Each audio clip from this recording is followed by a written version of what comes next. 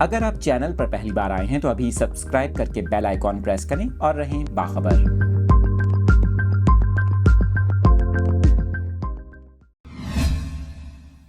بات کریں کراچی کے موسم کے حوالے سے، شہر قائد میں ایک بار پھر بادل برسیں گے۔ محکمہ موسمیات کی جانب سے کراچی میں مزید بارشوں کی پیشگوئی کر دی گئی۔ محکمہ موسمیات کا یہ کہنا ہے کراچی میں گزشتہ 24 گھنٹوں کے دوران کم سے کم درجہ حرارت 19 ڈگری سینٹی گریڈ ریکارڈ کیا گیا، جبکہ زیادہ سے زیادہ درجہ حرارت 29 ڈگری سینٹی گریڈ رہا اور ہوا میں نمی کا تناسب 65% رہا۔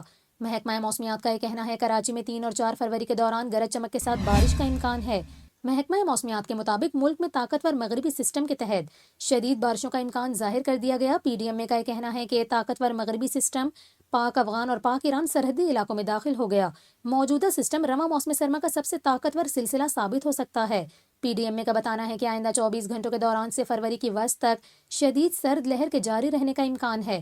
پی ڈی ایم اے کے مطابق مغربی سسٹم کے تحت بلوچستان کے شمال مشرقی، جنوب اور ساحلی بلوچستان میں گرج چمک کے ساتھ تیز بارش کا امکان ہے۔ موسلادھار بارش کے باعث شمال مشرقی علاقوں کے ندی نالوں میں سیلابی صورتحال ہو سکتی ہے، جبکہ زیارت قلعہ عبداللہ، مسلم باغ اور توبہ چکزئی میں برف باری کا امکان ظاہر کیا گیا ہے۔